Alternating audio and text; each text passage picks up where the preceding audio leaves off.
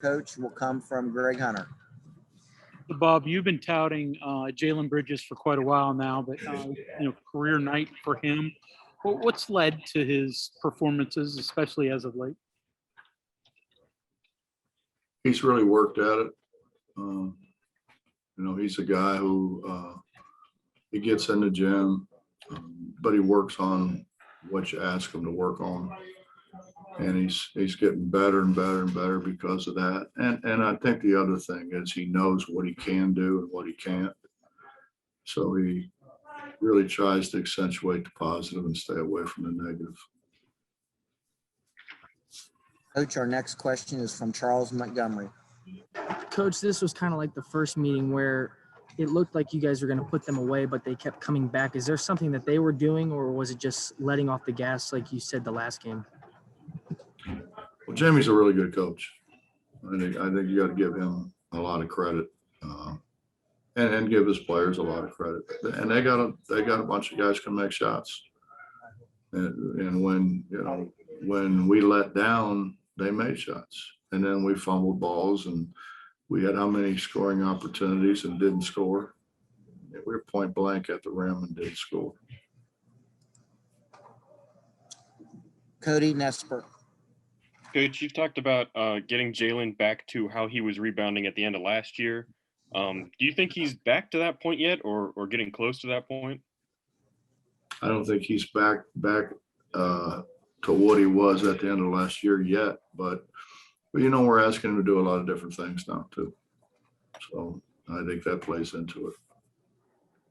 He's done a year ago he was just, he was on the second team. He was, there wasn't the pressure because he wasn't going to play any games because he was redshirting. Where, now he's not just going to get in, but he is a very integral part of what we do. Our next question is from Justin Jackson. Coach, if I could kind of big picture something here real quick. When you look at everything this team's gone through, and not just with COVID, but, obviously losing Oscar, changing up the offense, Isaiah gets injured, all these things, and now you got a chance Saturday to still play for second in the league. Surprising at all to you? Maybe, in any sort of way at all? No, not really. I thought we could be really good, and this is not a shot at him, but we're better off with Jalen because it ISOs Derek down there. It was so crowded in the lane. And we try to roll and replace, and we try to do all those things. And there were teams that played other bigs, and it was fine, but the majority of people are not playing bigs like that all that much. I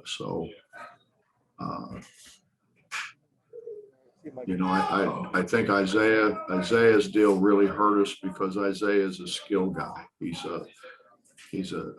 can dribble it, he can pass it, he can shoot it. And he's a guy who, when he pops out, they have to come out and guard. They can't lay back in there. They've got to come out.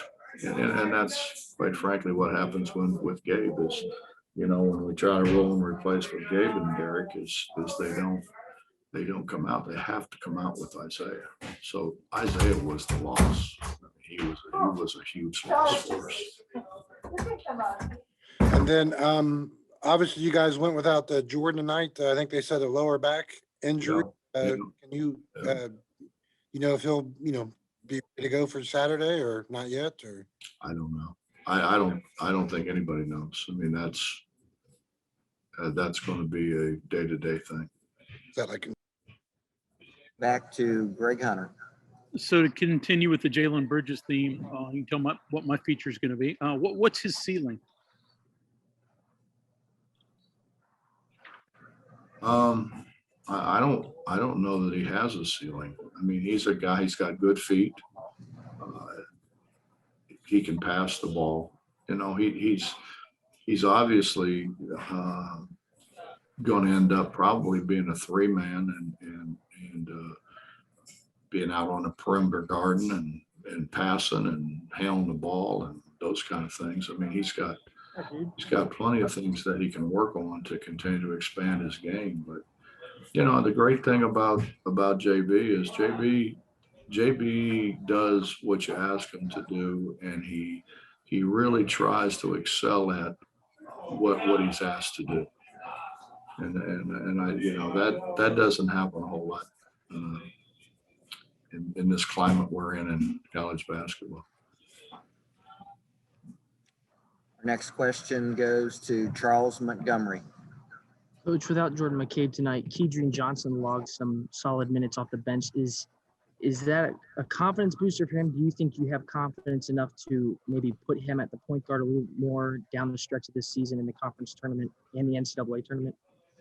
You're asking me to answer a question that I in no way, shape, or form know what he's thinking.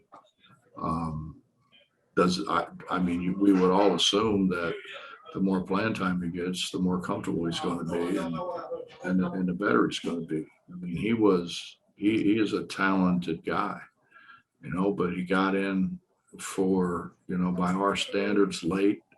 You know, he had some work to do, and so he got in here late. He wasn't here all summer like our other guys, which kind of put him behind. But I don't know. I mean, that would be a great question, I think, to ask Keedy.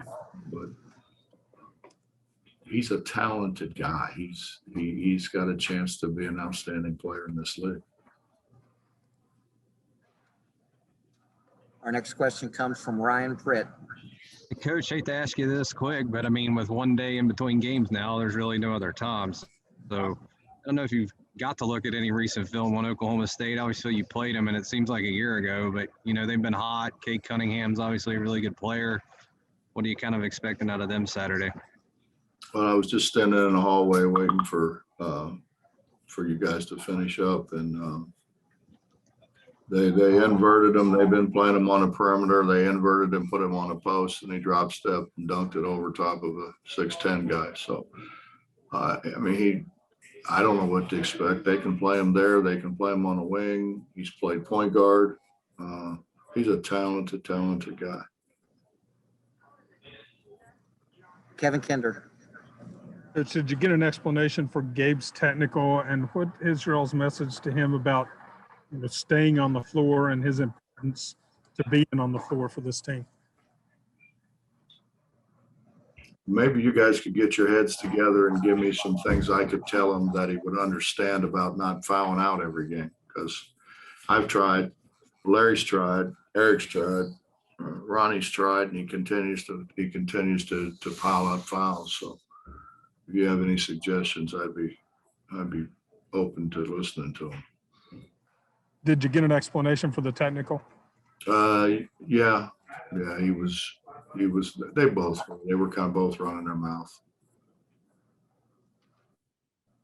You can't do anything today. You know, it's not, you know, it's, you get technicals now for looking at people the wrong way. Justin Jackson. Hey, Coach, last one from me. Derek's 8 points shy for 1,000 for his career. And, you know, if you go back to his freshman year and everything that he went through then and to this point now, the way he's grown into the game, is that one of the special things about being a coach, is going on a journey like he's gone through? It's a bad day to ask me that, Justin, because he was anything but stellar today, although he did make his free throws. He's come a long way, you know, but it's about consistency. If you want to go on and make money playing basketball, you have to bring it every day. And, you know, obviously he wasn't alone. We didn't have anybody bring it today, but he's just got to become more consistent, and his skill level's got to continue to get better. You know, he's obviously worked at his free throw shooting, and he's making free throws, but now he can't make a jump hook. So, you know, we've got to convince him that he needs to get back in the gym and work on, because he was really scoring on a jump hook. I can't make one.